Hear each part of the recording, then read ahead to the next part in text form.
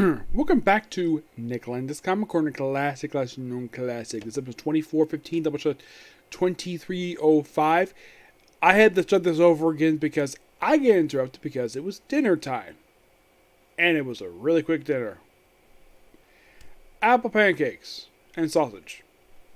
That's it. Thinking, really? That was your dinner? Yep, that's every single dinner. I'm not going to basically complain more about it. I'm just going to move on from that. So.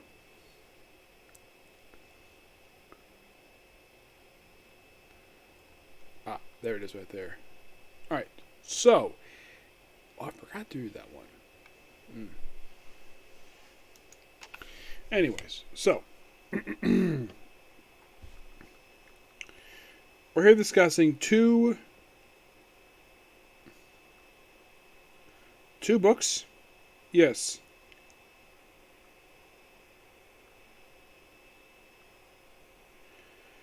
One, of course, will be the finale for one series. He'll just first one's gonna be like a.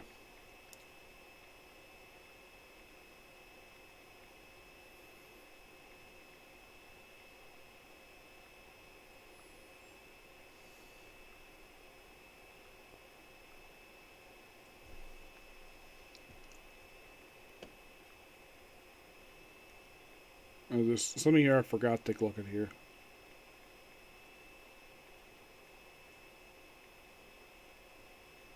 Here we go.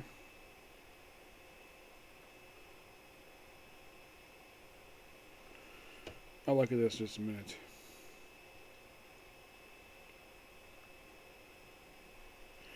Yeah, so. What we're first discussing is Thor versus Thanos, collecting issues from Thor Volume 2, issues 1825 and 2000. These issues are noteworthy for one thing and one particular thing only. You want to know what it is? The final issues drawn by John Romita Jr. Yes, finally, he is off this frickin' book. Now, I don't hate John Romita Jr. No, that's not the thing. I don't hate him. The problem is, I'm not the biggest fan of his artwork.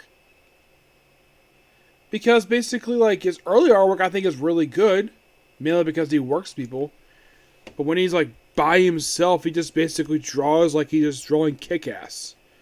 Despite the fact that at the time when this issue came out, Kick-Ass wasn't even released yet. Not for several years. Yes. I just want to be sure about this. Yes, this is the end of his era. And I think also that he had also ended, around the same time this book, he ended his run on Peter Parker's Spider-Man. Yes, because he basically was the artist of that book. I will discuss his final issues with that one soon. But he ended up running that book. Then he got moved over to Amazing Spider-Man. Yes, like, it seems like just not even 2 years later, actually would have just basically right after this one wrapped up, he basically moved over to Amazing Spider-Man. And he in that book for 5 years as the artist. Yeah, drawing some artwork that, in my honest opinion, I'm just not the biggest fan of. As I tell this one, basically this is Thor versus Thanos. Along with Mogog. Yep. That's your A story here. We start out with basically Hannah, one of Jake Olsen's co-workers, teaming up with the Warriors to take on these weird, whatever these creatures are. And we have Thor on a 2-page spread trying to decide. Thor using Mjolnir to basically blast these things. And this comes right after the 8th Day crossover. And Jake Olsen himself basically... We also have where Thor throws his hammer into the wall for some strange reason. So he treats the two detectives who were actually trying to arrest him in previous issues, and they're like, "Why are you treating us for? We're trying to arrest you." And this is really weird. And eventually we cut to the Avengers Mansion. We're like, oh yeah, the creatures are dealt with, and Loki appears here too, who works with these celestial beings. And then of course we bring in Thanos, but he's not here yet. Nope. Not yet. And then basically we deal with, well, the excerpt guy. Well, basically, here's also interesting. Here's issue 19. The first issue, or the cover, is John Romita Jr., but the interior, nope. If you're curious, though, out of the initial 25 issues that he did for the book, like the 25th issue or the first 25 issues, guess how many issues he skipped? This was, let's see, the first issue skipped was issue 9. He also skipped issues 14, 15, and this was actually his second to last issue he skipped, and he came back over the last 5 issues before he finally left the book. Because mostly put for the early start here, just mostly Thor versus these other beings with this gorgeous artwork by Michael Ryan. And it's so good to see different artwork in the book. Yep. They possibly look like Jake Olsen possibly trying to murder somebody, or murder a detective. And we have Michael Ryan come on, sit on for it, even for the very next issue of the book. Yep. And then, like, with issue 21, then we have Jake Olsen where he just kisses Jane Foster, and then Thor shows up.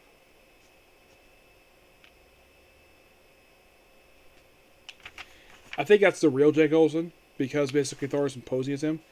And then Mogog shows up. Yep, Mogog is here. And he's formed alliance with somebody. Well, it's really the Mad Thanos.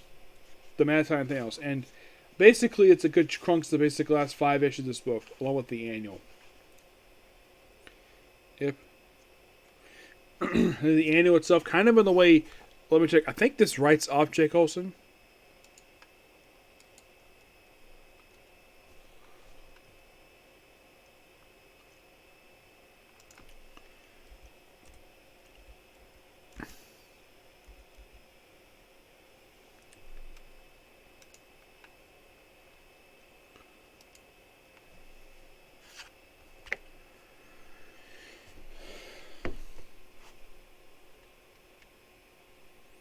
Yeah, this annual pretty much writes him off here because this is when they finally get rid of the character.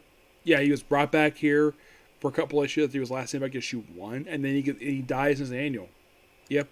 He does come back as a ghost in issue 34. But I'm also put, yeah, Jake Olsen's done. We've also got an alias of Lauren Olsen. Mm-hmm. Yep, so it's like, okay, let's just wrap up this whole storyline with Jake Olsen with this annual. Yep. After this has been a recurring thread in this book for 2 years, let's just basically get rid of Jake Olsen. Though, you're probably thinking, what about the duplicate, you might ask? You know, the one that Thor had been using?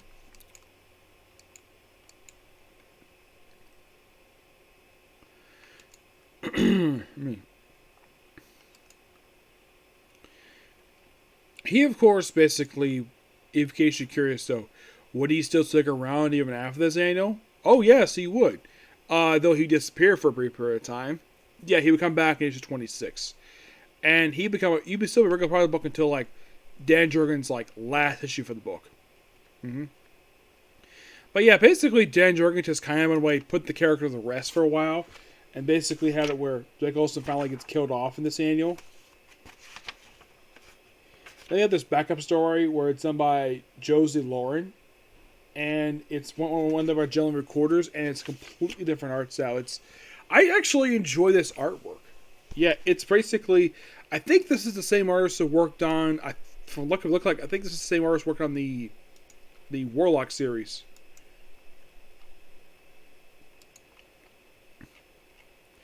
Yeah, he was also an artist on Cable for some period of time. Okay, so no wonder I recognize his artwork. He did the first 3 issues of Inhumans Volume 2. Yep, 3 actually. Yep, he did that particular volume. Mm-hmm. Yeah, I do not know why he didn't do the final issue of the book. Yeah, as a matter of fact, Inhumans Volume 4 has got basically like 4 issues. He does do the cover for the last issue, but not the cover. It's weird.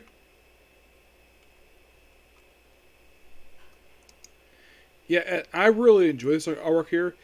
Sad enough, basically, like, right after this Anna came out, he did that 3-issue miniseries, and did a couple guidebooks, and that's all he did for Marvel. And you're thinking, really? A good artist like this? Yeah, this artwork is good. I enjoy this artwork. I'm surprised the guy didn't stay. And then we finally lead into the encounter with Thanos in issue 22, which takes up pretty much the last 4 issues straight here. It just, Thor versus Thanos. for the last few issues of this book. Also, Mogab, which is so awesome at best. But this book is fantastic. Love it. And happy to see John Romita go for the book. The book a 10 out of 10. Alright, next up we have is... Well, first let me check some here.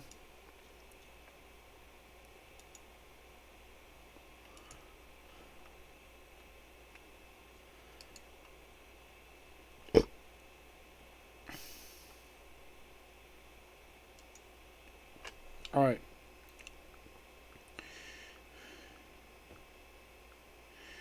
Alright, now we're discussing Captain America Epic Collection, Volume 22, Man Without Country, which they collect the issues 44 to 54, along with the Ash Edition. I'm not sure why they collect this again. Thor, number 496, Iron Man 326, Avengers 396, The Legend, which I'll discuss that here, and material for Collector's Preview. That's mostly exactly what this is. And also, this is basically the last year of the book. Yep, the last 12 issues. And for some reason on the cover, I'm not sure exactly why they did this for, but they did. They retitled the book on the cover to Steve Rogers' Captain America. Which, fun fact, they actually kind of called the book that in 2016, 2017. Yep, and we have a brand new writer for the last year of the book before the book gets restarted. Under Rob Liefeld and Jim Lee. We have Mark Waid. Yes, Mark Waid does this run. Yeah, he does this whole run here, and then he comes back to do the relaunch with Heroes Reborn. I think he did the first couple of years of the book, then he left. And he had one more run for Captain America. A run that lasted for just as long as this one, 1 year, and done. He came on, I think, with issue, I think it was 695, I think it was.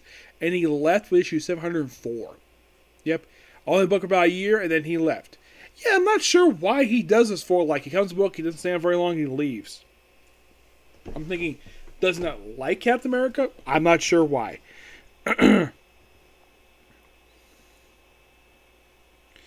Now, also put the whole thing behind the country. He's accused of a crime, and he's forced to vacate his citizenship. We have stuff with the Avengers here. Which point out the Avengers basically are in their 90s garb. Quicksilver's wearing most of the same outfit since the 60s, except it kept changing years, green or blue. Tasha's wearing her 80s attire.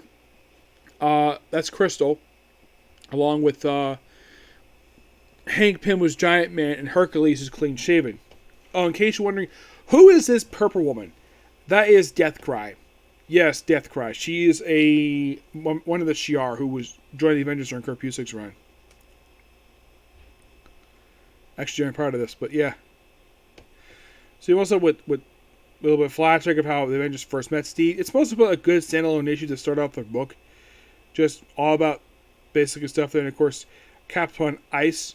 Now, and then basically that leads into issues 44 to 49. 45 to 49 is a storyline where basically Cap supposedly dies, and this book actually kind of explains the whole thing with him. It's called Operation Rebirth. Operation Rebirth is basically take up issues 40. Takes up 44, 45 to 48. It's mostly Cap in an alternate future for a few issues. And yes, Mark Waid would do this again during his third run for the book. Yeah. And he's here with the Red Skull and possibly Sharon Carter. This lasts for a few issues, and then pretty much basically 449 is the start of the first sign crossover, which I'm skipping over this one because I've discussed this already. Moving on to 450. This is the Man Without Country storyline, which lasts from issues 450 to pretty much 453. It's a 4-part story arc where Sharon is basically with Steve this whole storyline. He's actually accused of a crime he didn't commit. So he is forced to vacate his citizenship and leave the country. Oh, by the way, Bill Clinton's in this book. So Steve goes out of the country with Sharon Carter. He's framed for a crime, and basically he stays around with Sharon, and of course there's a bit of tension between the two of them because basically, well, because he had just found out recently, part of this, that she's actually alive. Yep, Sharon's alive. Yes, a woman. He actually is still in a relationship with her to this very day. Then Steve puts on this brand new costume with 451, and he's in this costume for about 3 issues. Yep. So basically, Steve's here working with Shield out of the country. Then with Machine Smith, and basically acts like he's Captain America, so he's not wearing the costume.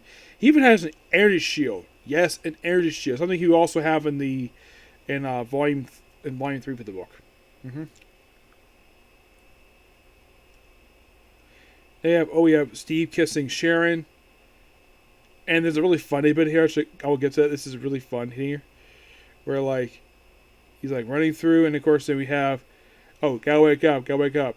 Steve, CPR. So, not again. And then of course, it doesn't matter the second time. And then Steve holds her head down ooh, smooch. And then she punches him oh, yeah, steal a kiss from the woman you love, Steve. What? No spark in my image. No spark. Imagine my surprise. That's what. Yep, basically he's playing possum just so he can steal a kiss from Sharon. Because he still loves her. Yep. And then pretty much the whole storyline is concluded with come on, back up please. Thank you. Come on. Thank you. Yep, and wrap up with 453. Yep, so he finds the evidence he needs, and he's cleared. He's able to return home. All thanks to Dr. Doom, and of course he's able to return home. His citizenship is restored.